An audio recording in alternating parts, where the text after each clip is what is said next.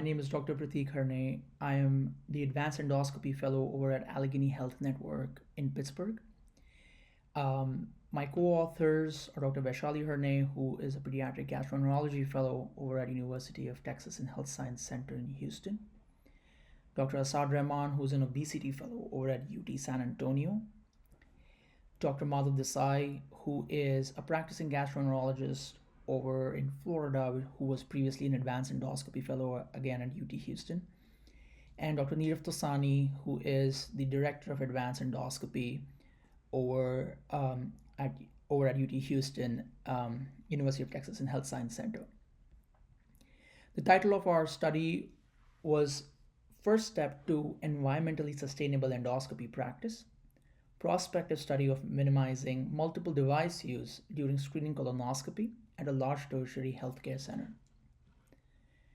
What motivated us to do this study is after a long day of doing endoscopies for my patients in general and advanced gastroenterology departments, I noted the amount of waste being generated by performing these endoscopies, and that really caught my eye, and it made me wonder how much of it are we producing, where does this waste go, and how much of this is preventable.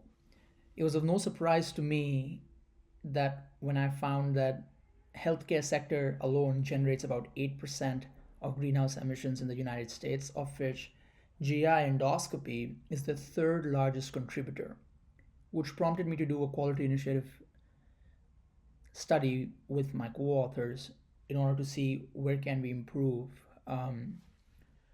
our waste generation. And one of the outcomes was use of single-use disposable devices, and hence we planned our study.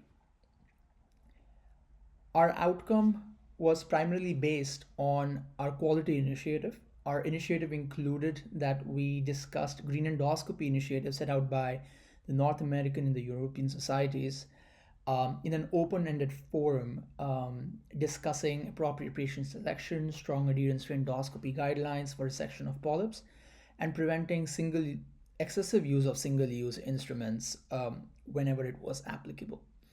The gastroenterologists were completely blinded that there was data being collected before and after the intervention, so they had no idea about the study.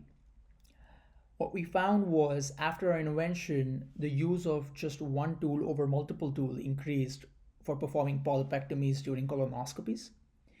The odds ratio of using a single tool compared to multiple tools after the intervention was 2.98, which means about 3 times that from the baseline population.